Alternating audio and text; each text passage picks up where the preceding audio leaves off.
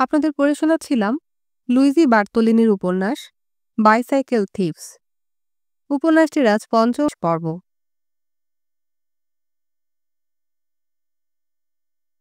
দোকানদারের টিকিও নজরে পড়ল না। মনে হয় সে পালিয়েছে। সাইকেলখানা ফিরিয়ে নিলাম এবং পুলিশ দুজনকে জানালাম যে এই ঘটনার কথা থানায় জানাবার অথবা দোকানদারের বিরুদ্ধে অভিযোগ দায়ের করার ইচ্ছেই আমার নেই। এর ফলেই সাইকেলখানা বাড়িতে ফিরিয়ে আনা সম্ভব হলো। কেননা আমার আরও একখানা সাইকেল আছে যেটা আমি কিনেছি, সেটাও নিয়ে ফিরতে হবে। কিছুক্ষণ দুটোই ঠেলে নিয়ে গেলাম। একখানা সাইকেলে চড়ে আর একখানা ঠেলে নিয়ে যাওয়া সম্ভব নয় বলে দুটোতেই ঠেলতে ঠেলতে একসময় ক্লান্ত হয়ে পড়লাম। ভাবলাম সেন্ট পিটার্স পার্কে থেমে একটু জিরিয়ে নেব। এখানে সবসময় কোনো না কোনো যাত্রী স্থানান্তরে যাওয়ার জন্য অপেক্ষা করে। যে সাইকেলখানা এইমাত্র খুঁজে পেয়ে উদ্ধার করেছি সেটায় চাপতে আমার সাহস হচ্ছে না, কেননা সদ্য 2 মিনিট আগে ফিরে পাওয়া সাইকেলখানা নিয়ে কোনো ছোকরা ঘাড় ভাঙা দুরন্ত গতিতে আধা নির্জন গলি দিয়ে হঠাৎ অদৃশ্য হয়ে যাক, এটা আমি মোটেই চাই না। এর ফলে অবশ্য আর একটা ঘটনা ঘটারও সম্ভাবনা ছিল। দ্বিতীয়বার ছিনতাই হওয়া সাইকেলখানা উদ্ধার করে আমি গর্ব করতে এবং গভীর আনন্দ অনুভব করতে পারতাম। কেউ বিশ্বাসই করত না যে এমন ঘটনা এই রোমেই ঘটেছে। সাধারণ ঘটনাকে ফুলিয়ে ফাঁপিয়ে বলার বুদ্ধিহীন চতুরতায় পারদর্শী হিসাবে আমি নাম কামাতাম। কাজে দুখানা সাইকেল নিয়েই আমি ঘরে ফিরব ঠিক করলাম। এরকম ঘটনা ঘটিয়ে চোরগুলো যাতে পার পেয়ে না যায়, তাই আমি একটা থানায় ঢুকলাম এবং সাইকেলের দোকানদারকে যেন গ্রেফতার করা হয় এই মর্মে অভিযোগ দায়ের করলাম। সন্ধ্যায় অনেকক্ষণ ধরে বন্ধ ঘরে বসে তার সাথে পরামর্শ করলাম। আগেই তো বলেছি, সে সময় এই শহরের পুলিশ আদৌ তার কাজ করছিল না, কোনো কাজই প্রায় করছিল না। তাই দোকানদারদের বিরুদ্ধে চোরাই মাল কেনার লিখিত অভিযোগ পেশ করলাম। দোকানদার গ্রেফতার হওয়ার পর আত্মরক্ষার জন্য বলতে লাগলো যে সাইকেলখানা খোলার জন্য নয়, সারাই করার জন্য যে লোক তার দোকানে এসে ওটা রেখে গেছে তাকে সে চেনে না। তাকে বলা হলো যে তার খরিদ্দারদের নামে একটা তালিকা তার দোকানে রাখা উচিত ছিল। এমন তালিকা তার দোকানে নেই এবং তা কোনো দিনই ছিল না। কিন্তু এর ফলে প্রমাণিত হয় না যে সে চোরাই মাল কেনে। অন্যদিকে আমার দৃঢ় ধারণা অ্যাসিরা এবং ওই খোড়া মেয়েটা আমার সাইকেলের চেহারা আর ভোল বদলে দেওয়ার জন্য সেটা এই দোকানদারের কাছে এনেছিল। কাজেই আমি ওদের বিরুদ্ধেও একখানা বর্ধিত অভিযোগ দায়ের করলাম। ওরাও গ্রেফতার হলো, বা বলা যায় ওদের জেলে আটকে রাখা হলো। এবার আমাদের পরস্পরের মধ্যে শুরু হলো মুখোমুখি লড়াই। খোড়া মেয়েটা বলল সে সাইকেলের দোকানদারকে চেনে না, কিন্তু অ্যাসিরাকে আলাদা করে জেরা করতেই সে স্বীকার করল দোকানদারকে ওই মেয়েটা চেনে। অ্যাসিরা আরও বলল ওই দোকানদারই তাকে পরিচয় করিয়ে দিয়েছে ওই মেয়েটির সঙ্গে। যখন ওই খোড়া মেয়েটার স্বামীকেও গ্রেফতার করে আনা হলো, তখন সে থানাতেই তার বউয়ের সঙ্গে ঝগড়া শুরু করে দিল। রীতিমতো একটা মজার দৃশ্য। তারপর লোকটাকে নিয়ে যাওয়া হলো অন্য একখানা ঘরে। সেখানে আমি তাকে বোঝাতে চেষ্টা করলাম যে জেরার মুখে তার বউ আগেই সব ঘটনা স্বীকার করেছে, কিন্তু তাকে বাগে আনা গেল না। বউয়ের মুখোমুখি হয়ে প্রথমেই সে জানতে চাইল কি বলেছে তার বউ। মেয়েটা সকলের সামনেই নিজের মরদকে একজন নষ্ট মেয়ের স্বামী বলে প্রচার করে দিল। ঠাট্টা করে বলল, কি বোকা হাবলা তুমি গো। তার মরদ খুশি হওয়ার ভান করল, যেন এই প্রথম তার বউ তার সঙ্গে বিশ্বাসঘাতকতা করল, যেন বউয়ের কাছ থেকে জোর জুলুম করে টাকা পয়সা কেড়ে নিয়ে সে ভাঁটিখানায় কোনোদিন উড়িয়ে দেয় না। আসলে সে হচ্ছে এক নষ্ট বউয়ের তৃপ্ত স্বামী, কেননা বউয়ের ব্যাপারে এখন সে ক্লান্ত হয়ে পড়েছে। তাই বউ তার বিরুদ্ধে কিছু করেছে কিনা তা নিয়ে সে এখন আর মাথা ঘামায় না। অন্যদিকে সে নিজে এখন অ্যাসিরার সঙ্গে নব্য প্রেমের খেলা খেলছে। এমনকি অ্যাসিরারও তার সঙ্গে যে মাঝে মাঝেই বিশ্বাসঘাতকতা করেছে তা নিয়েও তার মাথা ব্যথা নেই। খোড়া মেয়েটা অতি সুন্দরী হলে কি হবে, বিছানায় কিন্তু বড় তাড়াতাড়ি বেদম হয়ে পড়ে মেয়েটা, এবং এর জন্য দায়ী মনে হয় ওর এই খোঁড়া পাখানা। বিছানায় নিথরভাবে পাখানা সাড়া দেয় তার।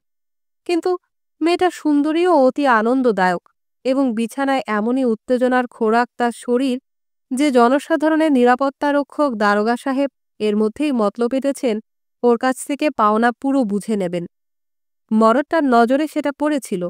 বউয়ের সর্বশেষ ছেনালিপনার দারুণ সুযোগ এসেছে দেখে মনে মনে সে বরং খুশি হয়ে উঠল। যাই হোক, লোকটা ইত্যবসরে বউকে যাচ্ছে তাই অপমান করল।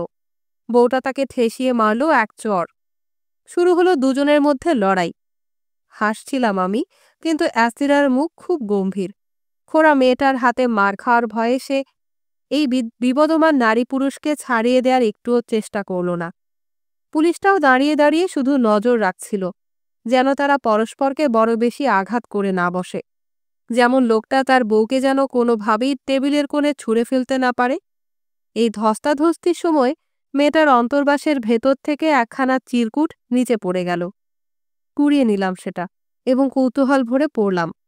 ঘুণাক্ষরে সন্দেহ করিনি যে সেই চিরকুটে লেখা থাকবে এই সব কথা। ২,০০০ লিরা সাইকেল বাবদে মেয়েটার নাম, যা আজ সকালে সে ৪,০০০ লিরায় বেচছে। বাকি ২,০০০ দেয়া হবে যখন সাইকেলটা থেকে ঝুড়িটা আর ডায়নামোটা বদলে দেয়া হবে, নতুন আর একখানা ঝুড়ি ও ডায়নামো। চিরকুটে লেখা রয়েছে সেই ক্রেতার নাম ও ঠিকানা। পুলিশ সেই ক্রেতাকেও সমন দিয়ে ধরে আনল। বিক্রেতার কথাগুলো সরল মনে বিশ্বাস করেছিল। এটা জানিয়ে সে বলল, সাইকেলটা যে চোরাই এটা না জেনেই সাইকেলটা কিনেছে সে। ওই খোড়া মেয়েটা ও অ্যাসিরাত তার সঙ্গেই ছিল এবং তারাই জানিয়েছিল কোন সাইকেলের দোকানে যেতে হবে।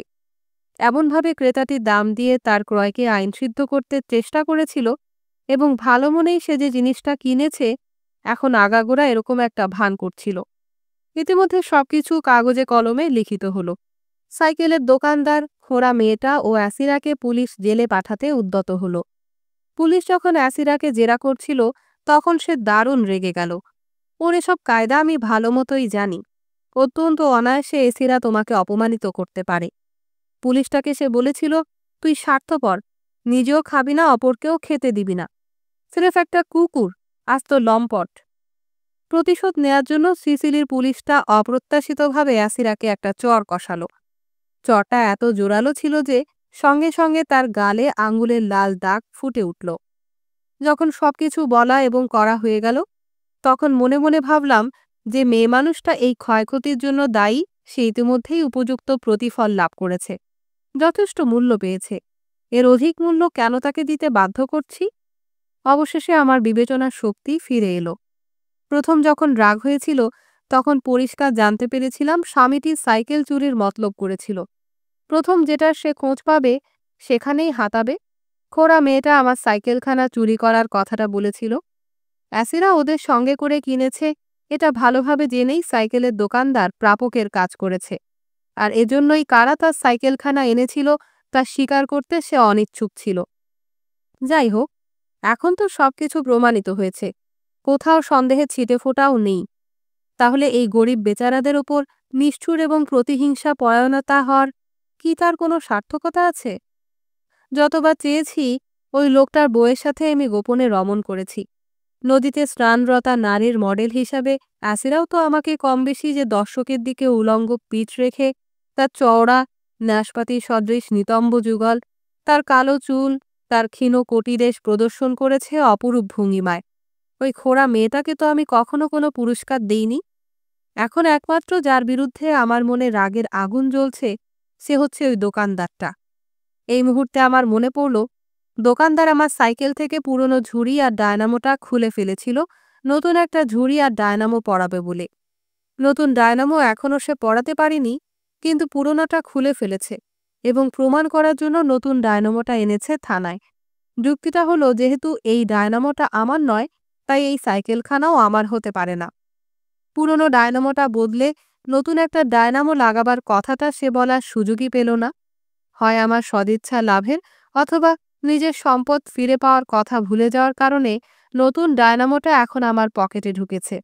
সুতরাং চোরদের প্রত্যেকেই এখন কোনো না কোনোভাবে নিজেদের অপরাধের জন্য মূল্য দিতে বাধ্য হয়েছে। কিন্তু এসবেরও উপরে হচ্ছে আমার কাব্যিক চেতনা, ধর্মীয় অরাজকতার প্রতি আমার মনের অজেয় মনোভাব, যা আমাকে আদালতে অভিযোগ দায়ের করায় অথবা দণ্ডদানের জন্য সাহায্য চাওয়ায় আমাকে বাধা দিয়েছে চোরগুলোকে আঘাত করার ইচ্ছেকে। সবসময় আমি তামাশা করছি, আমি হচ্ছি সেই ধরনের মানুষ যে সাধু সন্তের মতো জানে ঈশ্বর ভক্ত অথবা আশ্রমবাসী সন্ন্যাসীদের চেয়েও বেশি ভালো করে জানে যে মানুষের জীবন হচ্ছে বড় স্বল্পস্থায়ী। বিলাপ করতে করতে অজানা থেকে আমাদের প্রাণ জন্মগ্রহণ করে, ভ্রূণ থেকে বিন্দু বিন্দু করে বড় হয় এবং আবারও ফিরে ফিরে যায় অজানায়। বিশুষ্ক দৃষ্টি নিয়ে জীবৎকালে এক মিলনাত্মক নাটকে বারবার অভিনয় করতে বাধ্য হয়ে ক্লান্ত হই আমরা। এ যেন একটা শিশুর কাছে বলার চেষ্টা যে শিশু দীক্ষিত হতে চলেছে, যার কেশহীন মস্তকে পবিত্র শীতল বাড়ি নিক্ষেপ করা হয়েছে। যাও, তার কাছে গিয়ে দৈববাণী শোনাও। একদিন যুগকাষ্ঠে তার জীবন শেষ হবে, অথবা প্রাণ বলি দিতে হবে ফায়ারিং স্কোয়াডের সামনে।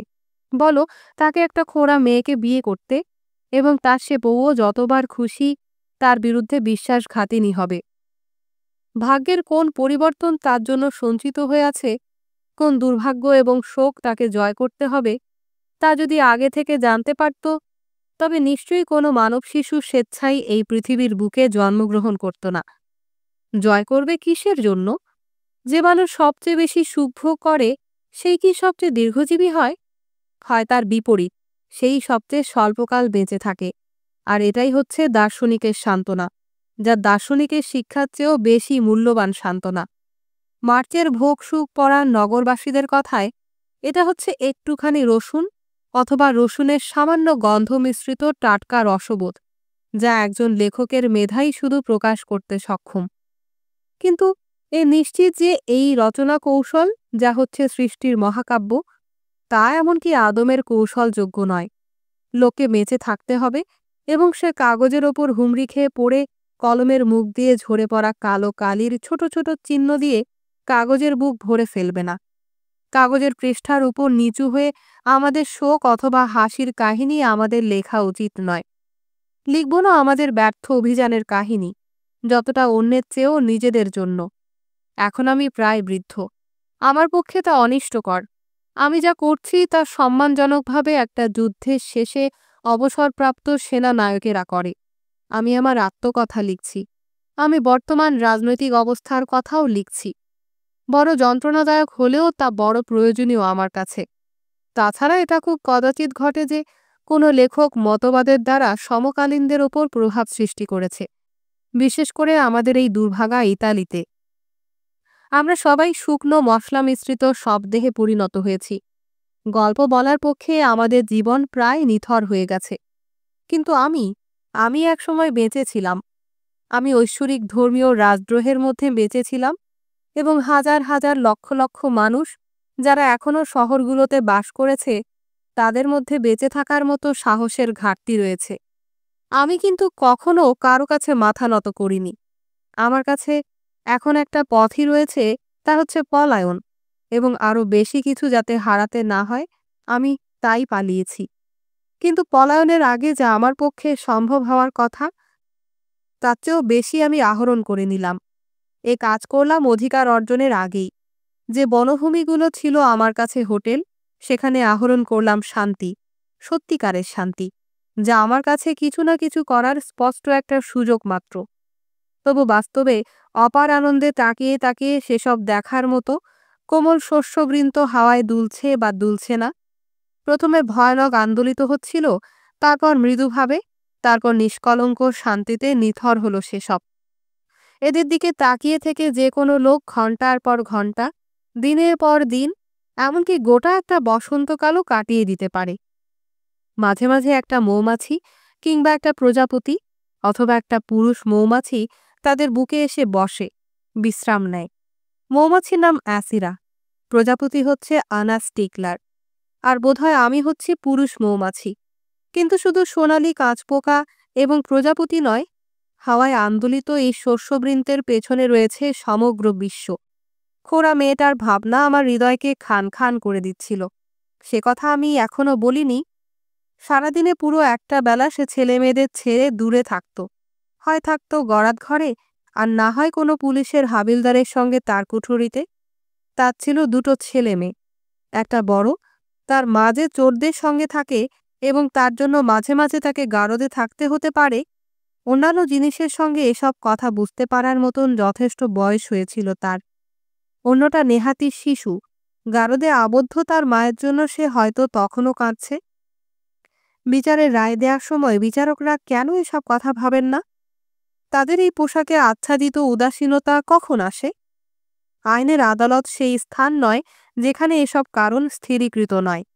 মানবিক কারণ হচ্ছে জুড়িহীন এবং অদ্বিতীয়। অতএব মানসিক দৃষ্টিকোণ থেকেই তার সমাধান করা উচিত। কারণ তার অস্তিত্ব রয়েছে প্রকৃতির মধ্যে। প্রকৃতির মাঝে তাকাও। প্রকৃতি হচ্ছে আমাদের জননী, আমাদের গুরু। যদিও আমরা তার আদিম এবং সাংঘাতিক ভুলগুলো চিনি, তবু কখনো আমরা প্রকৃতির নিন্দা করি না। প্রকৃতি দণ্ড দেয়, কিন্তু সে ক্ষমাহীন নয়। মানব বিচারকদের মতো প্রীতিহীন কাজ সে করে না। প্রকৃতি শাস্তি দেয়, কিন্তু সে শুধু ভুল সংশোধন করে দেওয়ার জন্য। অতিরিক্ত মদ্যপানে অভ্যস্ত এমন কোনো মানুষকে দেখো, সে মদে আসক্ত হয় ক্রমে ক্রমে। যদি সে স্বেচ্ছায় ঠিক সময়ে মদ্যপান বন্ধ না করে, তবে প্রকৃতি ধীরে ধীরে তাকে শাস্তি দেয়। প্রকৃতি নিষ্ঠুর, কিন্তু যে বিচারক মাথা কেটে নেয়ার রায় দেয় এবং যে তাদের মাথা কাটে, দুজনেই এক। যে লোককে গুলি করার হুকুম দেয় অথবা নিজেই গুলি করে, কথাটা একই। যে মানুষকে আলাদা করার আদেশ দেয় এবং জেলখানায় তাদের পচে মরার জন্য পাঠায়, তাদের চেয়ে প্রকৃতি অনেক কম নিষ্ঠুর। এবং মনুষ্য জাতি নিঃশেষ হয়ে যাচ্ছে কি যাচ্ছে না, তা নিয়ে কোনো বিচারক মাথা ঘামায় না। অপরাধী অনুশোচনা করছে অথবা করছে না, এই অনুশোচনাও দণ্ডদাতার ওপর প্রভাব সৃষ্টি করে না অথবা তার সিদ্ধান্ত বদলে দেয় না। কেননা দণ্ডদাতার কর্মপ্রণালী কতগুলো লিখিত নিয়মকানুনের ওপর নির্ভর করে, এবং এই নিয়মগুলো সরাসরি পীড়নের থেকে আলাদা কিছু নয়, আলাদা রূপে পরিবর্তিত হবেও না কোনোদিন। তাছাড়া কোনো একজন লোকের অপরাধ তাকে ঘিরে থাকা অন্যান্য লোকেদেরও সমান অপরাধ। তেলচোর হওয়ার আগে খোড়া মেয়েটার মরদ ছিল একজন রং মিস্ত্রি। বাড়ি ঘরদোরে রঙের কাজ করত সে, রোজগার করত, তাই তার চুরি করার প্রয়োজন হতো না। প্রত্যেকটা চোরই হচ্ছে সাময়িক অন্যায়কারী। আর তাছাড়া চোর কে নয়? আমি নিজেও। ও প্রকৃতি দেবী, আমিও কি তোমার আত্মার একটা অংশ চুরি করছি না? তার প্রেমকে দূরে সরিয়ে আমি অ্যাসিরার কাছ থেকেও একটা কিছু চুরি করেছি। যদি কোনো পুরুষ সোজাসুজি তাকে গ্রহণ করত, তাহলে হয়তো তার অপরাধ করার প্রয়োজন থাকত না। তাকে সে শিক্ষিত করে তুলত। আমি তো তার জীবনের দিনগুলো থেকে কয়েকটা ঘন্টা শুধু চুরি করেছি। যেমন আমার প্রায়ই ঘটে থাকে, তেমনি করে আমি বিপরীত মতবাদের যুক্তিজালে আটকে পড়েছিলাম। প্রায় বিশ্বাস করে ফেলেছিলাম যে অন্য সবাই নিরপরাধ এবং একমাত্র আমিই অপরাধী। আসলে ঘটনাটা হচ্ছে, নিজেকে আমি ভালোভাবেই জানি, এবং জানি সাধুতার খোলস কত পাতলা। সাধু বলে কেউ নেই, কেউ সাধু নয়, কোনোদিনও তা ছিলও না। কেননা সাধুরা জন্মান না, তাদের তৈরি করা হয়। ননসিয়া সন্ত বেনেডিক্ট, সাধু ফিলিপ নেরি, তারা সাধু হয়েছিলেন। শয়তান যারা ছিল না, তারা কেউ সাধু হয়নি। উদাসীন অসম্ভব সৎ চরিত্রের প্রতিরূপ সম্পর্কে অতএব সাবধান। বরং আমাকে বিশ্বাস করো, কেননা আমি একসময় রীতিমতো শয়তান ছিলাম। এইসব সিদ্ধান্তে আসার পর চিন্তা হচ্ছে আলোর ঝিলিক, কিন্তু শব্দ হচ্ছে গোদা হাতি। আমি আমার চেতনাকে ভারমুক্ত করার পথ খুঁজছিলাম। খুবই হাস্যকর হলো যে এই আমি, যে চোর এবং বাটপারদের বিরুদ্ধে এমন ভয়ানক কর্মপন্থা গ্রহণ করেছিলাম, সেই আমি তাদের মুক্তির জন্য অনুরোধ করতে লাগলাম, যাতে তারা বাড়ি ফিরে যেতে পারে। আমি সফলও হলাম। থানায় দুর্গন্ধ ভুরভুর করছে এবং কেটলির তলায় মটর পোড়ার গন্ধ ভাসছে হাওয়ায়। জানি না কিভাবে এই পরিবেশে পুলিশগুলো থাকে এবং দারোগারাই বা কী করে তাদের কাজকর্ম করে। এখন এখানে আমি একেবারেই বেমানান, কারণ সব চোর এবং সাইকেলের দোকানদারদের যখন ছেড়ে দেয়া হয়েছে, নিশ্চিত আমি পুলিশগুলো আমাকে নির্বোধ মনে করছে। কিন্তু তারাও তো ঈশ্বরের সন্তান।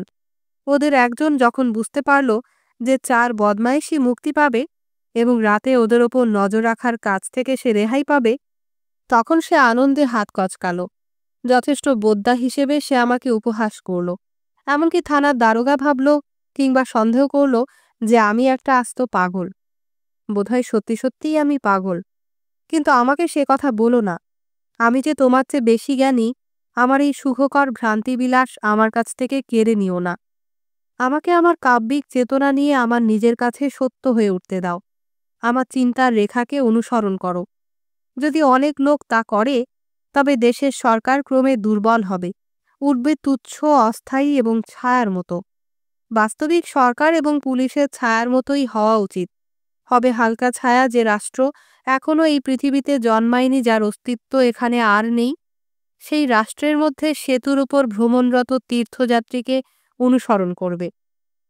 ছায়ার যদি ছায়া নাই হয়, যা দুর্বল এবং ক্লান্তকে স্বস্তি দেয়, তবে অন্তত তেমন সরকার গঠিত হোক যে সরকার সদয়, দুর্বলের সেবা করে, পথবাসীকে আশ্রয় দেয়, অসহায়কে রক্ষা করে, অশিক্ষিতকে শিক্ষিত করে, উৎপীড়ককে সংযত করে।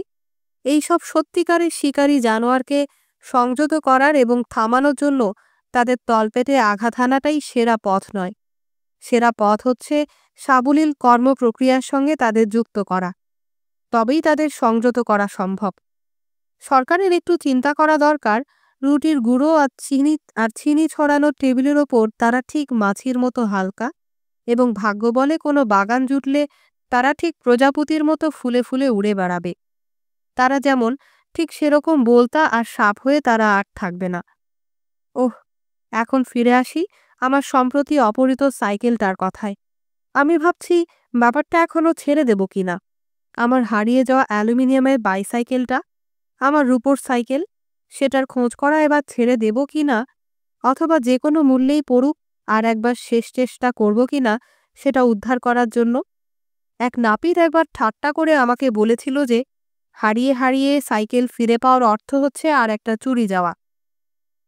রোমে সব লোক ধনী আর চতুর, কাজেই একখানা সাইকেল হারাবার পর তারা সেই সাইকেলটা আবার খুঁজে পাবে কি পাবে না এ নিয়ে একটুও মাথা ঘামায় না, কেননা অন্যের একখানা চুরি করাটাই তখন তাদের কাছে দরকারি হয়ে দাঁড়ায়। আমার যা প্রয়োজন তা হচ্ছে যৎকিঞ্চিৎ সাহস, অর্থাৎ রাস্তায় বাঁকে প্রসাধন বিপণী অথবা জুতোর দোকানের পাশে দাঁড়ানো এবং সেখানে নির্লজ্জ ও ধীরভাবে অন্য লোকের জন্য অপেক্ষা করে থাকা। আমি যেমন অসতর্ক ছিলাম, তেমনিভাবে কোনো লোক সাইকেল বাইরে রেখে দোকানে ঢুকলেই তার সাইকেলে চড়ে প্যাডেল ঘুরিয়ে পালাতে হবে। 20 ফুটের বেশি দূর পর্যন্ত কেউ আমাকে অনুসরণ করতে পারবে না। রোম এত বড় শহর, এখানে জান পেহচানের কোনো ঝুঁকি নেই। কিন্তু হায় স্বর্গের পিতা, 50 বছর সরল এবং সৎ, বিনম্র এবং নিখাত পুরুষত্বধর্মী কাব্যিক জীবনযাপন করার পর চৌর্যবৃত্তি 50 বছর পরে কেন? সত্যি কথা যে আজকাল বিশ্বের তাবৎ বড় বড় দেশের রাজধানীতে স্রেফ কৌতুকের জন্য মানুষ খুন করা হয়।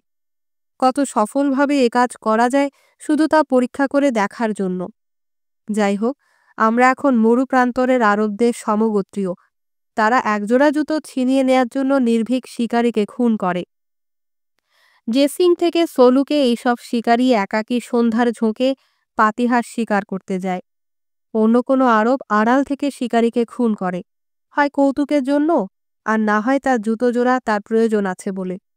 কিন্তু চোরেরা চোর এবং আরবরা আরব, এবং আজ পর্যন্ত আমি কখনো চোর সাজিনি। সাইকেলখানা ফিরে পাওয়ার জন্য আর অন্য কী পথ আছে যা সৎ? যে লোকটা সবসময় নিজের সাইকেল খুঁজে পায়, সেই লোকটার সমস্যায় পড়েছি আমি। আবার জিনিস খুঁজে পাওয়া অবসর বিনোদনের একটা পন্থা হয়ে উঠতে পারে। কাজেই প্রবলভাবে চিন্তা করতে লাগলাম। ভাবলাম ভদ্রভাবে চোরটার কাছে হাজির হব এবং আমার সম্পত্তি আমাকে ফিরিয়ে দেওয়ার জন্য আমি তাকে অনুরোধ জানাব। কিন্তু চোর কি সৎ আচরণ সম্পর্কে কোনো বিচার বিবেচনা করে? জিনিসটাকে অপহৃত অবস্থায় রাখার জন্য তারা চুরি করে না। তারা চায় জিনিসটাকে অবিলম্বে বিক্রি করে টাকাকড়ি পকেটস্থ করতে।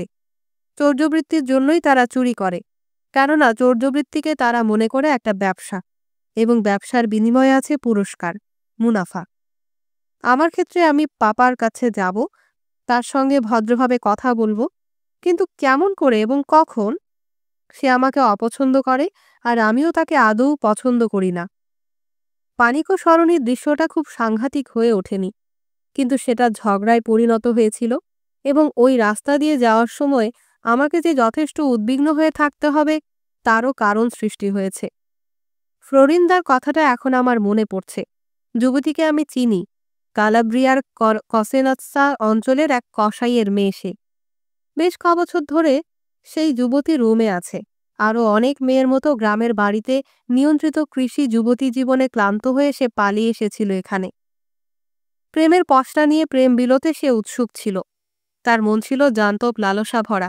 ব্যাক্কাস দেবের সত্যিকার এক কামুক অনুরাগিনী। এইসব মেয়েরা গ্রাম্য কুমারীর সংকীর্ণ জীবনযাপন করতে করতে ক্লান্ত হয়ে পড়ে এবং গোপনে নিজেদের ভাগ্যের জন্য অনুতাপ করে। তারপর একদিন বাপমার অজান্তে তারা নিজেদের গ্রামেই প্রেম করতে শুরু করে। প্রলুব্ধকারী পুরুষ সবসময় পাওয়া যায়। এমন একটাও ছোট আদিম গ্রাম নেই যে গ্রামে এমন 4 বা 5 জন একগুঁয়ে নিষ্কর্মা যুবক নেই, মূর্খ মেয়েরা কামনায় কম্পিত দেহে যাদের আলিঙ্গন নিজেদের সমর্পণ করে না। ঘটনাটা ঘটে যখন তারা থাকে কোমল হৃদয়া এবং অনভিজ্ঞা, যখন তাদের দেহ মন থাকে পবিত্র অনাঘ্রাত, আর তখনই তাদের দেহ দখল করা সহজতম। মেয়েটির বাড়ির রাস্তায় বার কয়েক যাতায়াত, তার ঘরের জানালায় দৃষ্টি নিক্ষেপ, গিটার বাজানোর সামান্য জ্ঞান, কোটে ফুল গোজার অভ্যাস, আর ওই মেয়ের বাপের হাতে 2-4 ঘা ঠ্যাঙ্গানি সহ্য করার মতন অন্তত খানিকটা সাহস। ব্যাস, এটুকুই যথেষ্ট। আজকাল আর কতজনই বা তেমন ক্রুদ্ধভাব আছে? খুবই কম। মেয়েদের উপর সতর্ক নজর রাখে এমন বাপের সংখ্যা প্রায় বিরল। আজকাল সব জায়গায়, এমনকি এতকালের গর্বিত বন্য ক্যালিব্রিয়াতে, যেখানে বংশগত বিরোধের সমস্যা সমাধানের জন্য ছুরি মারামারি হতো হামেশাই, সেখানেও পাখিরাও একই কাজ করে। ফিঙে মা আর বাপ সপ্রেমে এবং সযত্নে বাসা বানায়। ফিঙে বাপ বাসায় উপস্থিত থাকে যখন মা ডিম পাড়ে। ডিমগুলো তা দেয়া শেষ হলে ফিঙের বাচ্চারা ডিম থেকে বেরিয়ে আসে, পালক শূন্য, কম্পমান তাদের শরীর। তারপর শরীরে ডানা, পালক আর লেজ গজায়, ওড়বার মতো তাগত হয়। তার বাপ আর মা বোঝে যে বাচ্চাগুলো এবার নিজেদের দেখতে সক্ষম হয়েছে। তখন ঠোঁট ধরে তারা বাচ্চাদের বাসায় ধরে নিয়ে গিয়ে বসায়, ডানা ধরে ওপরে ওঠায় এবং ঠেলে গাছ থেকে ফেলে দেয়। এমন করে ফিঙের বাচ্চারা উঠতে শেখে। হাওয়ার মধ্য দিয়ে পাক খেতে খেতে পড়ার সময় তাদের ডানা দুটো কাঁপতে থাকে, পড়ে যায়। ডানা দুটো আছড়ায়, ঘাসের ওপর বুক পেতে পড়ে থাকে, বিশ্রাম নেয়। বলতে যতটুকু সময় লাগছে তার আগেই চকিতে উঠে পড়ে। এখন তারা উঠতে সক্ষম। এই পৃথিবীর প্রভু যেন, এবং কম বেশি নিজেদেরও প্রভু। যদি পাখি এমন করতে পারে, তবে ফ্লোরিন্দার বাপমাই বা অন্যরকম করবে কেন? আমার ছেলের অথবা তার চেয়ে বেশি আমার মেয়ের কাছ থেকে নিজেকে বিচ্ছিন্ন করে নেয়ার কথা আমি ভাবতেই পারি না। কিন্তু আমি এ কথা বলতে পারছি কেননা লুসিয়ানা এখনো বাচ্চা। হায়, কালকেই এক বুড়ি আমায় বলছিল, বাপ মায়ের জন্য মেয়েদের সৃষ্টি করা হয়নি। চাষি গেরস্তের ঘরে ছেলের বয়স বছর 18 হলে তাকে সংসারের দুর্গ মনে করা হয়, পরিবারের প্রধান ভরসা। অন্যদিকে একটা মেয়ে কোনো কাজের নয়। মেয়েরা ওই বয়সে আর ভেড়া চড়াতে বা কাপড় বুনতে চায় না। সে যা চায় তা হলো প্রেম করতে। কাজেই চাষি বিরক্ত হয়, মেয়েকে দুচক্ষে দেখতে পারে না, অবশেষে তাদের ঘর ছাড়তে দেয়। তারা এমনকি মেয়েদের প্রথম পাপ করতেও সাহায্য করে। তারপর প্রেমিক যদি সৎ হয়, তবে মেয়েটিকে বাধ্য করে তাকে বিয়ে করতে। আর প্রেমিক যদি স্রেফ ফুসলানো স্বভাবের হয়, তবে মেয়েকে ঝিগিরি করতে রোমে পাঠাবার সুযোগ পেয়ে যায় তারা। 21 বছরের প্রতিটি চাষি মেয়েই মুখিয়ে থাকে শহুরে মেয়ে হওয়ার জন্য।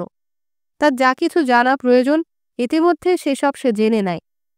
এই সত্যি কথাও তারা জেনে যায় যে কঠোর পরিশ্রম করে তার থাকে একটা জামা, আর যে কোনো কাজ করে না তার থাকে দুটো। সুন্দরী যুবতী মেয়ের উপযুক্ত কাজ হলো বিয়ে না করা। আজকাল গ্রামের মেয়েরাও জেনে ফেলেছে যে বিয়ে হওয়ার আগেই স্বাধীন জীবনযাপন করা যায়। কিন্তু কিভাবে? নিন্দুক যাজক আর গ্রাম্য গুজববাজদের নজরের নিচে গ্রামের মেয়েরা কিভাবে ভালো থাকবে? দুর্ভোগ আর অনিশ্চয়তা বড় তীব্র। তার চেয়ে বরং রোমের পথে পা বাড়ানো ভালো, এবং সেখানে গিয়ে ঝিয়ের কাজ করাও ঢের ভালো। আজকাল প্রত্যেকেই জানে, রোমের গৃহস্থ বাড়িতে যেসব যুবতী মেয়ে ঝিগিরি করে তারা প্রায় সবাই মনিবের পেয়ারের রক্ষিতা। মাথা নিচু করে কাঠের জুতো পরে তারা ঝিগিরি করতে ঢোকে। 3 মাস পরে তারাই গৃহকর্তার বান্ধবী ও গোপন পীড়িতের রক্ষিতা হিসেবে বাড়ি ছেড়ে আসে। সাধারণ অবস্থায় সমাজের কোনো ফ্যাশনদুরস্ত মহিলা একটা সুছাঁদের পোশাক 7 অথবা 8 বার পরার পর সেটা যথেষ্ট ব্যবহার করা হয়েছে বলে মনে করে। তারপর পোশাকটা ঝিকে দিয়ে দেয়, কারণ ওই পোশাকটা আর সাম্প্রতিক ফ্যাশন নয়। স্বাস্থ্য সমৃদ্ধ সৌন্দর্যের জন্য পরিচারিকা যুবতীর সম্পদ হচ্ছে সুঠাম গোলাপি পদযুগল এবং প্রজাপতি রঙের জংঘা। তাদের গিন্নিদের চেয়ে তারা অনেক বেশি কামনার ধন। সিনেমা দেখলে এইসব গিন্নিরা মূর্ছা যান এবং উপন্যাস পড়লে তাদের স্নায়ু বৈকল্য ঘটে। তারা প্রায়ই ধূমপান করে, কড়া মদ গেলে আর জুয়া খেলে। ঝি মেয়েগুলো কিন্তু প্রেম করা ছাড়া আর কোনো দিকে মন দেয় না। বাজারে যাওয়াটা তারা সবচেয়ে সোজা কাজ বলে মনে করে, কেননা সেখানেই কোনো সার্জেন্ট অথবা পেটি অফিসারের সাথে তাদের মোলাকাত ঘটে। এসব সাধারণ খবর সবাই জানে। কাজেই ঘটনার শেষ ফ্লোরিন্দা এল রোমে এবং সম্প্রতি স্বামীর সঙ্গে আদ্দিস আবাবা থেকে ফিরে আসা এক মহিলার কাছে পরিচারিকার কাজ পেয়ে গেল। আদ্দিস আবাবায় স্বামী লোকটি ছিল রাজসভার এক দ্বাররক্ষী। এই কাজ আর কিছু গোপন কাজ কারবারের মাধ্যমে সে বেশ মোটার কম অর্থ রোজগার করছিল। কিন্তু আগে হোক আর পরেই হোক, অন্যায়কারীকে তার কৃতকর্মের জন্য কৈফিয়ত দিতেই হয়, এবং তাদের মধ্যে অল্প কয়েকজন অপরাধী অন্যায়ভাবে উপার্জিত অর্থ পরিত্যাগ না করে এবং প্রায়শ্চিত্ত না করে এই পৃথিবী ছেড়ে যেতে পারে। তার স্ত্রী আফ্রিকার মণিমাণিক্য পুঁটলি বেঁধে নিয়ে রোমে ফিরেছিল। ফ্লোরিন্দা বেশ কয়েক মাস মহানন্দে এই পরিবারে ঝিগিরি করেছিল। মাঝে মাঝে অবশ্য এ বাড়িতে দু একখণ্ড মেঘ ছায়া ফেলত, তবে মনে হতো তখনও তা বহু দূরে রয়েছে। জীবন ছিল বেশ উৎসবমুখর। বাড়ির কর্তা ফ্লোরিন্দার প্রেমে পড়ল। তার বউ তা জানতেও পেরেছিল, কিন্তু সে না জানার ভান করল এবং জার্মান দূতাবাসের এক সুপুরুষ লম্পট অফিসারের সঙ্গে গোপন প্রেমে জড়িয়ে স্বামীর বিরুদ্ধে বিশ্বাসঘাতিনী হল। বউটা লোকটাকে ভালো শিক্ষা দিল। হাতের টাকা পয়সা যখন সব ফুরিয়ে গেল, তখন অফিসার সেই স্বামী পুঙ্গবটিকে জার্মানিতে গিয়ে রাজনৈতিক শিক্ষা নিতে উপদেশ দিল। স্ত্রী যার বিশ্বাসঘাতিনী, সে কিনা মহানন্দে রোম ছাড়ার এই সুযোগ গ্রহণ করল এবং জামিন হিসাবে কিনা রেখে গেল সেই স্ত্রীকেই। লোকটি জার্মান চলে যেতেই অফিসার বাড়িটার অর্ধেক অংশ গণিকালয়ে পরিণত করল। আর এটাও বলা বাহুল্য যে সেই বউটা বেশ্যায় পরিণত হল। মনে হয় আফ্রিকাতেও সে এভাবেই ধন সম্পদ অর্জন করেছিল। যেসব মেয়ে প্রথম দিকে একানিষ্ঠা থাকে, তারা সহসা যৌন সম্পর্কে বিশ্বাসঘাতিনী হয় না। এ ব্যাপারে দ্বিমত নেই যে যদি ৩০ বছর বয়স পর্যন্ত কোনো নারী একনিষ্ঠা থাকে, অনিবার্য প্রয়োজন না হলে সহসা সে বিশ্বাসঘাতিনী হবে না। অফিসের সেই বাড়িতে অন্য জার্মান অফিসারদেরও ডেকে আনত এবং ফ্লোরিন্দার জন্য আনত বাছাই করা পুরুষ। বাড়ির গৃহকর্ত্রী তুরিন থেকে তার বোনকেও নিয়ে এলো। নতুন প্রভু আর পুরনো গৃহকর্ত্রীর সঙ্গে তাল রাখতে গিয়ে ফ্লোরিন্দাও তার গুপ্ত প্রণয়ে ভাগিদার হওয়ার জন্য এক বান্ধবীকে এই পথে টেনে আনল। বান্ধবীর নাম মারিয়া আন্তোনিয়েত্তা। এই মেয়েটির কথা অন্য জায়গায় বলবো। তারই মাধ্যমে ফ্লোরিন্দার সঙ্গে আমার পরিচয় হয়েছিল। মারিয়া আন্তোনিয়েত্তাকে শিল্পীদের মডেল বলেই জানতাম আমি, কিন্তু ফ্লোরিন্দা তাকে আমার কাছ থেকে ফুসলে নিয়ে গেল। তাকে লোভ দেখালো শুধু মডেল হয়ে থাকার কোনো মানে নেই, এবং তার সঙ্গে গিয়ে আরামে থাকার জন্য তাকে উপদেশ দিল। শুধু রাতটুকুই তার সাথে ওই বাড়িতে কাটাতে বলল। আর এর অর্থ বেশ্যাবৃত্তি ছাড়া আর কিছুই নয়। সেই কুখ্যাত বাড়িতে দরকার তো এইটুকুই। প্রতিদিনকার রাতবাসরের হুল্লোড়ে ৪ জন নারী এবং ১০-১২ জন পুরুষ বারে বারে দেহমিলনের তীব্র কামনায় পরস্পরের সাথে রমণ ক্রিয়ায় মত্ত হতো। কিন্তু ঘন ঘন রমণ এড়িয়ে চলাই উচিত, কেননা তাতে দুঃখ বাড়ে, দুর্ভাগ্য দেখা দেয়। মেয়েগুলো হিংসায় মত্ত হয়ে বিবাদ শুরু করল। অবশেষে ফ্লোরিন্দা এবং মারিয়া আন্তোনিয়েত্তা ওখান থেকে বিতাড়িত হল। দোষটা ছিল প্রধানত আন্তোনিয়েত্তার, কেননা সে ছিল বড় বেশি সুন্দরী, কিন্তু তার পা দুটো ছিল বাঁকা। যেসব নারীর মুখ অতি সুন্দর, তাদের অন্যান্য অঙ্গপ্রত্যঙ্গ ততটা সুন্দর হওয়া খুবই বিরল ঘটনা, বিশেষ করে পা দুখানা। কিন্তু তার মুখ সত্যই অপরূপ ছিল। মুখটা একটু ছোট দেখায়, ঠিক যেন লোভী নেকড়ের মতো, কিন্তু তীক্ষ্ণ রেখা সমৃদ্ধ তার মুখখানা বিশ্বের সব সেরা মুখদের অন্যতম। খাড়া নাক, পাতলা ছোট্ট চিবুক, দীঘল কালো চোখ এবং সোনালি আর বাদামি মাঝামাঝি রঙের আশ্চর্য একমাথা চুল। আমি ঠিকমতো তার রূপের বর্ণনা দিতে পারতাম না, কারণ তার দেহ সৌন্দর্যে সত্যি বর্ণনার অতীত। ওখান থেকে বিতাড়িত হওয়ার পর থেকে তারা দুজনে বিভিন্ন বোর্ডিং হাউসে শিকারের আশায় ঘুরে বেড়াতে শুরু করল। তারপর নেমে এলো রাস্তায়। দেহ দান করতে হবে বলে অবশ্য তারা যে কোনো পুরুষের কাছে দেহ দান করত না। যারা তাদের কামনাবিধুর পরিপূর্ণভাবে গ্রহণ করতে পারবে এমন পুরুষকেই বরং দেহ সমর্পণ করত তারা। আর এই ইচ্ছা পূরণ করতে গিয়ে যে কাউকেই মূল্য দিতে হতো অনেক। অথবা তাকে হতে হয় অল্প বয়সী পয়সাওয়ালা বীর্যবান যুবক, কিংবা সুন্দর চেহারার কোনো জবরদস্ত ডনজুয়ান সৈনিক অথবা নাবিক। তাদের দুর্বলতা ছিল শক্ত শরীরের নাবিকদের প্রতি। দৃষ্টান্তস্বরূপ বলছি, জনৈক নাবিক নিজের জন্য আন্তনিয়েত্তাকে একজোড়া জুতো কিনে দিতে বাধ্য করেছিলেন। আর ফ্লোরিন্দা এক নাবিককে পাওয়ার জন্য গুণাগার দিয়েছিল মূল্যবান একটা ক্যামেরা। তৃতীয়জন পেয়েছিল ব্যাংকে টাকা জমাবার একখানা পাস বই। লোকটা সেই পাস বই বাঁধা রেখে এক মহাজনের কাছ থেকে আগাম টাকা ধার নিয়েছিল। সেই টাকা আর ব্যাংকে জমা দেবার জন্য ফ্লোরিন্দার দেওয়া টাকা সেই নাবিক অবশ্য চমৎকার উপায় উড়িয়ে দিয়েছিল। প্রত্যেক দিন সন্ধ্যাবেলায় ওই সব নাবিকদের নিয়ে আন্তনিয়েত্তা আর ফ্লোরিন্দা সিনেমা দেখতে যেত, আর নাবিকরা এই সব খরচই বহন করতে তাদের বাধ্য করত। এই সময়ই ফ্লোরিন্দা আর আন্তনিয়েত্তা আমার স্টুডিওতে মডেল হিসেবে নানা দেহ ভঙ্গিমায় পোজ দিতে মাঝে মাঝে আসতে শুরু করে। আসলে তারা সুবিধে মতো মজা লুটতে ও বিশ্রাম করতে আসত। আমি তাদের কখনোই হাসতে বলিনি। যখন তারা কোথা যাওয়ার জন্য জায়গা খুঁজে পেত না, অথবা তাদের কোনো কাজ জুটত না, কিংবা বেশ্যাদের যেমন প্রায়ই হয়ে থাকে তেমনি হাতে যখন টাকাকড়ি বিশেষ থাকত না, বা একেবারে কর্পদক্ষীণ অবস্থায় পড়ত, তখনই তারা আসতো আমার কাছে। ঘণ্টা দুয়েক আমার সামনে মডেল হিসেবে বসে থাকত, তারপর খেয়ে দে আকণ্ঠ মদ গিলে বিশ্রাম করত স্টুডিওতে, তারপর চলে যেত। অবশেষে ঝটিকা বাহিনী এক সৈনিকের প্রেমে মোহিত হয়ে আন্তনিয়েত্তা জার্মানিতে কাজ করার জন্য নাম লেখাবে বলে ঠিক করল।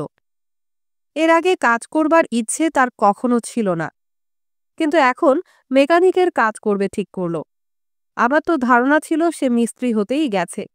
সেক্ষেত্রে আমি অবশ্য তাকে এ কাজ ছেড়ে দেওয়ার জন্য বলেছিলাম। ফ্লোরিন্দা রয়ে গেল রোমে। জার্মানদের সাথে অতি দ্রুত সে সম্পর্ক গড়ে তুলল। বলা বাহুল্য যে তারপর যখন তখন দেহমিলনে অভ্যস্ত হয়ে উঠল সে। অবশেষে অভিজ্ঞতার মাধ্যমে শিখল বেশ্যাবৃত্তি এক ভয়ানক পেশা। তার দেহ মন দিনে দিনে হয়ে উঠল কামশীতল, নিঃসার, এবং অবশেষে এক উচ্চ স্তরের ছলনাময়ী হিসেবে পরিচিতি লাভ করল সে। এখন ফ্লোরিন্দা তার দেহ ব্যবসা চালাচ্ছে মার্কিন সৈনিকদের সঙ্গে। প্যানিকো সরণির ধারে কাছে সে একখানা ছোট ঘর ভাড়া নিয়েছে। চমৎকার একটা চুনকাম করা বাড়ি। সেখানে সিঁড়ির ধাপগুলো বড় পরিচ্ছন্ন। বাচ্চা কাচ্চাদের প্রায় দেখাই যায় না। সিঁড়ির দিকে দুটো দরজার মুখ, একটা প্রবেশ করার আর একটা বেরিয়ে আসার। একটা দরজার ওপর নামাঙ্কিত ঝকঝকে অ্যালুমিনিয়ামের পাতসাঁটা।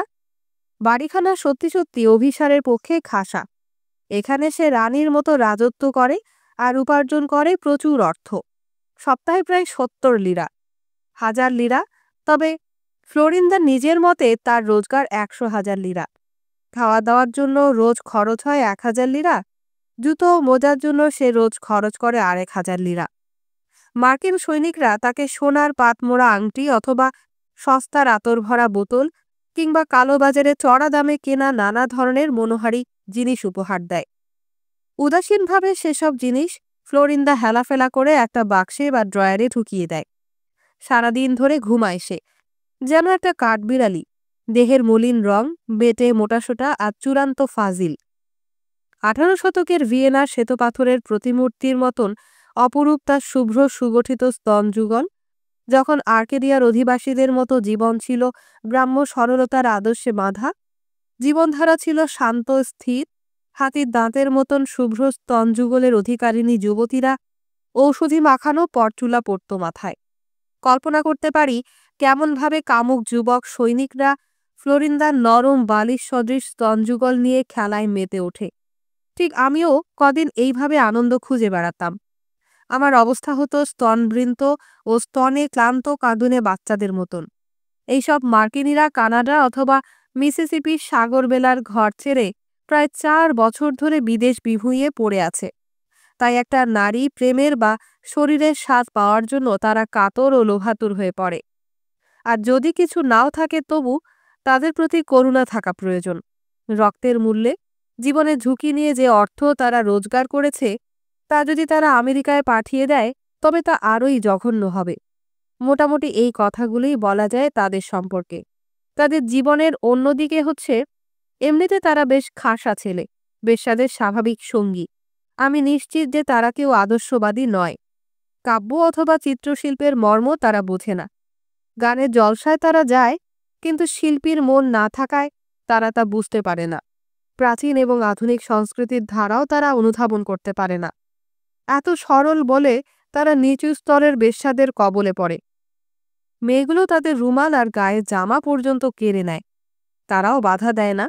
এমনকি কাজের বিনিময়ে পাওয়া টাকায় ঠাসা চামড়ার থলিগুলো পর্যন্ত বেশ্যারা হাতিয়ে নেয়। শৈল্পিক চেতনা এবং সৃজন প্রতিভার কথা ছেড়ে দিলেও দরিদ্র, সৎ, কঠোর পরিশ্রমী ইতালির আমাদের মতো সাধারণ মানুষেরা আজ ভাগ্যের দোষে সমাজের নিম্ন স্তরে নেমে যেতে বাধ্য হচ্ছে। হ্যাঁ, এখন গিয়ে ফ্লোরিন্দাকে খুঁজে বার করা ছাড়া আমার হাতে আর কোনো কাজ নেই। রোম বিশাল শহর, তবে কিভাবে খোঁজ করতে হবে তা যদি জানা থাকে তাহলে প্রত্যেকেই খুঁজে বার করা সম্ভব। এর জন্য অবশ্যই কোনো রোমবাসীর কাছে কোনো খবর জানতে না চাওয়াটা আবশ্যিক। যদি সত্যি সত্যি তারা তোমার প্রশ্নের জবাব দেয়, তবে নির্ঘাত মিথ্যে কথা বলবে। অসৎ উদ্দেশ্যে ঠিক এ কাজ করে না তারা। অপরের কাছে স্বীকার না করলেও নিজে সে ভালোভাবেই জানে রোম শহরকে নিজেই সে ভালোভাবে জানে না। সেটা ঢাকতে গিয়েই প্রায় এই বিপর্যয় ঘটে। কাজেই তারা তোমাকে ডান দিকের বদলে বাঁ দিকে যেতে বলবে। যে পথটা তুমি খুঁজছো তা হয়তো মোড়ের কাছে, কিন্তু তার বদলে তুমি আসল রাস্তা থেকে কয়েক মাইল দূরে চলে যাবে। যৌবনকালে রোমের প্রায় কিছুই আমার জানা ছিল না। শুধু জানতাম শহরের বিশাল বাগান বাড়িগুলোর কথা আর অজস্র ছবির প্রদর্শনমালা, বিখ্যাত স্মৃতিসৌধ সম্বন্ধে কিছু কথা, কেননা এসব নিয়েই অসংখ্য বই লেখা হয়েছে।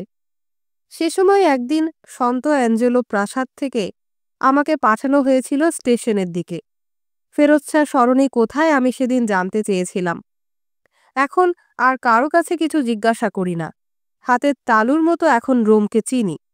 এমনকি কোন কোন রাস্তায় দোকানগুলো আমার পরিচিত আর সেখানে কাদের দেখা পাওয়া যাবে তাও জানি। কেউ বিদেশি নয়, বহুদিন ধরে শিকড় গেড়ে সেখানেই তারা বাস করেছে। একটা চৌরাস্তার মোড় চিনি, সেখানেই ঘর ভাড়া করে ফ্লোরিন্দা তার দেহ ব্যবসা চালাচ্ছে। এখন থেকে আমি ওকে লিন্দা বলবো, কেননা আমার কাছে যখন আসতো তখন ওর নাম বলতো লিন্দা। আগেই বলেছি কাজটা খুবই কষ্টকর, কিন্তু এর চেয়ে ভালো কাজ সে খুঁজে পায়নি। ইংরেজ নীতিবাগীশরা যখন রোমের সবকটা বেশ্যালয় বন্ধ করে দিয়েছিল, তখন পিয়াজ্জা নাভোনার একটা ভাটেখানার এক সুপরিচিতা মেয়ে ফ্লোরিন্দাকে কোরালো সরণির একখানা বাড়িতে নিয়ে গিয়েছিল। দিন 12 আগে সেও তাকে ছেড়ে চলে গেছে। পুরনো দিনের এক বেশ্যা একবার লিন্দার সাথে বাস করতে এসেছিল। সে আগে থাকতো বেটেখাটো একটা মেয়ের সঙ্গে। তাকে ঠিক হোটেলের পরিচারিকার মতো দেখতে, এবং বোধহয় ওখানে সে ছিল জার্মান অধিকারের সময় থেকেই, এবং মিত্রশক্তির সৈনিকদের আসার পর সে এক গোপন বেশ্যালয়ের মালিক হয়ে উঠেছিল। সেই বেশ্যালয়ে কেবল পরিচিত লোক অথবা মিত্রশক্তির সৈনিকরাই ঢুকতে পারত। সৈনিকরা 2-3 জনে একসাথে মহানন্দে ওই বাড়িতে যেত। মেয়েদের সঙ্গে তারা খুব তাড়াতাড়ি বন্ধুত্ব পাতিয়ে ফেলেছিল। কখনো তাদের ভোজনের আসরে নিমন্ত্রণ জানাতো তারা, অথবা সৈনিকদের অসংখ্য ক্লাবের কোনো একটাতে নিয়ে যেত। ক্লাবগুলোর মধ্যে সবচেয়ে নামকরা ছিল ক্যানাডিয়ান ক্লাব, এবং সেখানে আমার মতো ল্যান্ডস্কেপ আঁকিয়ে শিল্পীরা যেত তাদের ছবি, মূর্তি অথবা কাঠ খোদাই বেচতে। সন্ধে থেকে ভোর পর্যন্ত দলে দলে মেয়েরাই সব ক্লাবে স্রোতের মতন আসা যাওয়া করে। যে সিঁড়ি বেয়ে তারা উঠত তার পবিত্র ছিল না, এবং এগুলো বিদেশিদের কাছে হয়ে উঠেছে খাসা এবং বিশিষ্ট বেশ্যাদের আস্তানা। সৈনিকদের ক্লাবে পরিণত হবার পর থেকেই ওখানে আমি ঢুকিনি, কিন্তু সাইকেলে চড়ে এর পাশ দিয়ে যাওয়ার সময় বাইরে থেকে অবস্থা থেকে বুঝেছি যে অবিরাম ওখানে চলেছে ভেনাস দর্শনে আগত তীর্থযাত্রীদের স্রোতধারা। এ যেন সিথেরার পথে সমুদ্রযাত্রা। সব বয়সের এবং সব রকম চেহারার যুবতীরা সিঁড়ি বেয়ে উপরে উঠে যাচ্ছে, এমনকি বুড়ি পরিচারিকারাও যাচ্ছে। হেয়ার ড্রেসার ও বিউটিশিয়ানদের কষ্টদায়ক পরিচর্যা সহ্য করে তারা বদলে নিয়েছে রূপ, নতুন করে যৌবনকে ফিরিয়ে এনেছে দেহে। এই যে এখন আমাদের দেশে ভয়ানক খাদ্যাভাব চলছে, এখন সবাই জানে সৈনিকদের কাছে গেলেই খাবার জুটবে। এটাই একমাত্র পথ। জুটবে ভরপেট খাদ্য আর চমৎকার মদ। যেসব মেয়েরা মাসের পর মাস এক চুমুকও মদ জোগাতে পারে না, তারা স্রেফ অ্যালকোহলের গন্ধেই মাতোয়ারা হয়ে ওঠে। কিন্তু মাতাল হলেও তারা শুধু ধনী সৈনিকদেরই সঙ্গ দেয় না, শ্যাম্পেনে এক টুকরো রুটি অথবা মাঝে মাঝে চকোলেট ভিজিয়ে দেয়। আর তাদের ছোট ভাইরা নীতিশাস্ত্রের নতুন অনুশাসনে বিভ্রান্ত হয়ে বাড়িতে শূন্য টেবিলের সামনে অভুক্ত হয়ে বসে থাকে। এই মেয়েদের দলে রয়েছে সব ধরনের, সব বয়সের মেয়ে। কারো চেহারা বিশাল, কেউ বা ছোটখাটো। যেমন বালিকারা আছে, রয়েছে বিবাহিত গেরস্থ মেয়েরা। তাদের স্বামীরা ঘরছাড়া, হয় বন্দী আর না হয় যোগ দিয়েছে প্রজাতন্ত্রী সরকারের সেনা দলে। রয়েছে যুদ্ধ সীমান্তে। এরা কেউ বিধবা নয়, তার চেয়েও বেশি।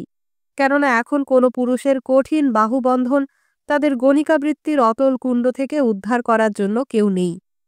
কেউ নেই এখন গণিকাবৃত্তিতে অভ্যস্ত হয়ে পড়া থেকে তাদের প্রতিনিবৃত্ত করার জন্য। আমি একটা মেয়েকে জানি। স্পেনের যুদ্ধের সময় থেকে তার স্বামীটির কাজকর্মের প্রতি অনীহা সৃষ্টি হয় এবং ইথিওপিয়ার যুদ্ধের সময় মনের বাকি ইচ্ছাটুকুও লোপ পায়। যখন সে ফিরে আসে তখন সে এক সম্পূর্ণ বিধ্বস্ত মানুষ, কাজে অক্ষম, সব কালে সব দেশের সেনাবাহিনীর সাধারণ সৈনিকের মতোই চরম লাম্পট্য ও যৌন কদাচারে অভ্যস্ত সে। তার কর্মবিমুখতা তারই ফল। গণিকাবৃত্তির মাধ্যমে বইয়ের উপার্জিত অর্থে এখন বেঁচে রয়েছে সে। সে যুদ্ধ এই কপট নিশ্চয়তা দান করেছিল যে যুদ্ধের শেষে পৃথিবীর বুকে প্রথম মানুষ আবির্ভাবকালের মতো স্বর্ণোজ্জ্বল দিনগুলো আবার ফিরে আসবে। সেই যুদ্ধই এর জন্য সম্পূর্ণ দায়ী, এই চূড়ান্ত অবক্ষয়ী জীবনের জন্য। দুটো লড়াইয়ের শেষে বেঁচে থাকা মানুষ আবার কাজের সন্ধান করতে লাগল। কিন্তু কঠোর পরিশ্রম করেও পরিবার প্রতিপালন করার মতন যথেষ্ট মজুরি সে পায় না, অথবা কি করে চুরি করতে হয় সেই বিদ্যেটা সে লড়াইয়ের ময়দানে শিখে নিতে ভুল করেনি। তাই সে হয়ে ওঠে একটা চোর। দফতরের বন্ধুরা এরকম একজনকে মজুরি সংগ্রাহক হিসেবে নির্বাচিত করেছিল। কিন্তু একদিন সব মজুরি হাতিয়ে সে কেটে পড়ল। তারপর কাজে নিল গুপ্তচরের। গুপ্তচরেরা দুদিনে জলজ আগাছার মতন হৈ হৈ করে বেড়ে ওঠে এবং এমনকি নিপীড়ন পর্বের শেষেও তাদের সংখ্যা বাড়তেই থাকে। নিপীড়ন তাদের সঙ্গবদ্ধ করে, কেননা পীড়নের সময় তাদের খুবই প্রয়োজন। শেষবারের মতো ফ্যাসিস্ট সরকার যখন লড়াই বাঁধাল, তখনই সে গুপ্তচরের কাজ নেয় এবং সেবারই ফ্যাসিস্টরা বড় বিশ্রীভাবে হেরে গেল। বসন্তকাল পার হয়ে গেল। দুর্দশার আসল রূপ প্রকাশ পেল যখন দুর্বল, শক্তিহীন হয়ে পড়েছে মুসোলিনি। মিত্রশক্তির মারণাস্ত্র ও সেনাবাহিনীর বিশাল স্রোতধারাকে প্রতিরোধ করার ক্ষমতা আর তার নেই। ঠিক তখনই আমাদের এই অপদার্থ, এককালের নিষ্কর্মা গুপ্তচর ভদ্রলোক তার পরিবার পরিজন ছেড়ে পালিয়ে যাওয়া ছাড়া আর কোনো কথা ভাবতেই পারল না। জার্মানদের সঙ্গে সে পালালো, আশ্রয় নিল শয়তানের বাসা ধর্মযাজকদের ক্ষুদে প্রজাতন্ত্রের রাজ্যে। ওখানে ওরা সংস্কারের জন্য শপথ করেছিল, অথচ 23 বছর ধরে শুধু বাক্যাড়ম্বরই করেছে। কোনোরকম পরিবর্তন আনতে পারেনি রাজ্যে। তার বউ ঘরে এখন একা। সারা দিন সে তার মরদকে গাল পাড়ে আর বেশ্যাবৃত্তি করে। ইতিমধ্যেই সে বেশ্যাবৃত্তি শুরু করে দিয়েছিল, তবে ঘরে আনত বেশ মাথাওয়ালা লোকজনদের। তাদের মাথায় তামার টুপি। আমার ধারণা সেরিয়াস ও সুল্লার সময় থেকে এটা হয়ে উঠেছিল রোম সমাজের প্রথা, অথবা সেই সদাশয় রাজা নুমা পম্পিলিয়াস, যে নাকি বনদেবী ইজরিয়াকে ছেড়ে এক মুহূর্তে থাকতে পারত না, নারীদের সভা এবং বনজঙ্গল ছেড়ে কখনো থাকত না। সেই রাজার সময় থেকেই চালু এই প্রথা। তারপর থেকে রোমের মেয়েরা এরকম আচরণই করে আসছে। তারা শুধু প্রেমের জন্য ছোকরাদের আলিঙ্গনে ধরা দেয় না, সমাজে পদমর্যাদা লাভের জন্য তারা অর্থের পেছনে ধাওয়া করে, অর্থের হিসাব কষে। মধ্যযুগে রোমের মহারানীরা রোমের প্রবেশপথে শত্রুর সঙ্গে যৌন সঙ্গমে লিপ্ত হতো এবং অবরুদ্ধ শহরের কিছু কিছু মানুষ দেবী ভেনাসের অস্ত্রের আঘাতে প্রাণ বলি দিত। মাঝে মাঝে ওই রানীরা আক্রমণকারীর কবল থেকে মুক্তি পাওয়ার জন্য গণিকায় রূপান্তরিত হতো। রোমে ইভের আপেল সবসময় প্রচুর পরিমাণে পরিবেশন করা হয়েছে, কেননা রোমের যুবতীরা আরোগ্যাতীতভাবে লোভী। তাদের মুখের গড়ন ভারী সুন্দর, কিন্তু দেহের অন্যান্য অঙ্গপ্রত্যঙ্গ মায় গুরু নিতম্ব বড় বেশি কদাকার। তাদের প্রধান নজর কিন্তু সুখাদ্যের প্রতি। লিডো অথবা অ্যানসিওতোর সমুদ্রতীরে ফ্রাস্কাতি এবং অ্যানসিতো মদের সাথে টেবিলের ওপর ফুলদানি সাজিয়ে নেকড়ে থেকে শুয়োরের ভাজা মাংস যাই দাও তাতেই খুশি, তাতেই তৃপ্ত।